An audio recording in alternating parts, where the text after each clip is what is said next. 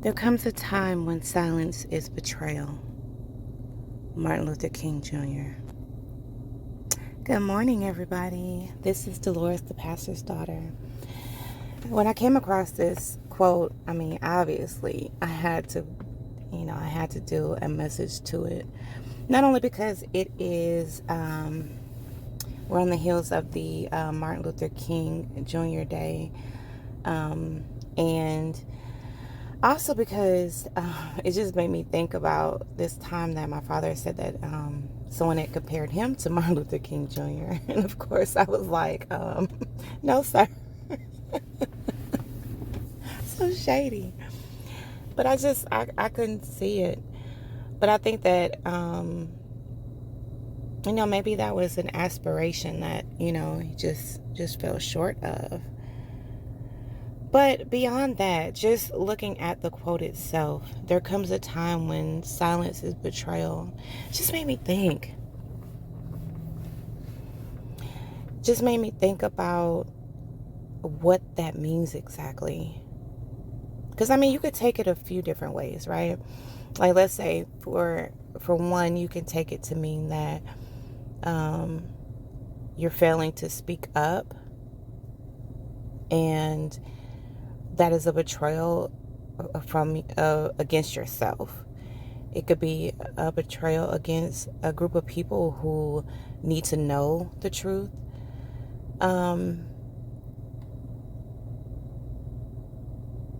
It could be a betrayal to God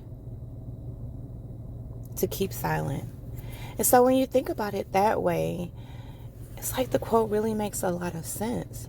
It makes a lot of sense in realizing that sometimes our silence is good, right? Like, sometimes we need to be. There is a season for our silence. There is a time when we have to just, be quiet and take in information, learn, heal. There's a time when those moments call for our silence. But that's not something that we always need to practice. That's not something that we need to just have a blanket rule, is that, you see something, you just don't say something. That's not the way the quote, that's not the way that saying goes. You see something, you say something. But sometimes, obviously, you can't say it right away. Sometimes it does take a moment of silence. So that's why the quote means so much more, is because it makes you realize that there is a moment of silence, but there comes a time where your silence is not good, where your silence, it becomes almost criminal. It becomes a betrayal. It becomes disloyal. It becomes untruthful. It becomes a lie. And I believe that there's a lot of us truth tellers out there that are realizing that our silent period is over. We've done the work. We've studied.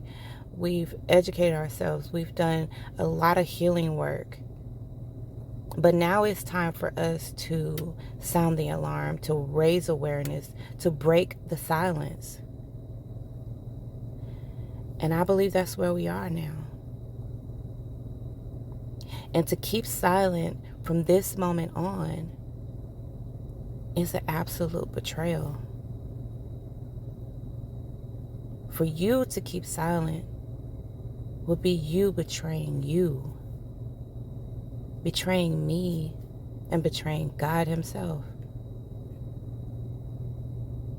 And I'm realizing now that it's also my time to break the silence. And though I have been speaking up for nearly a year now, and speaking up publicly, but privately I've been speaking out for my entire life.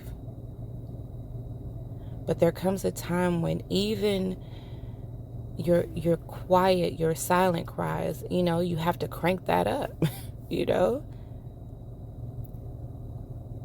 It's time to crank it up.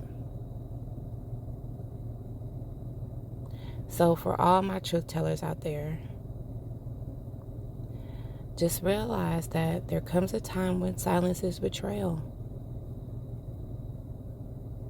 As stated by Martin Luther King Jr. on this, a couple days after the actual holiday. But we can still keep that same spirit alive of truth, speaking truth, and speaking it in love. Breaking the silence is an act of love. All right, you guys. I wish you a wonderful, wonderful day. I should be going live later on today to talk about the performative nature of Black pastors.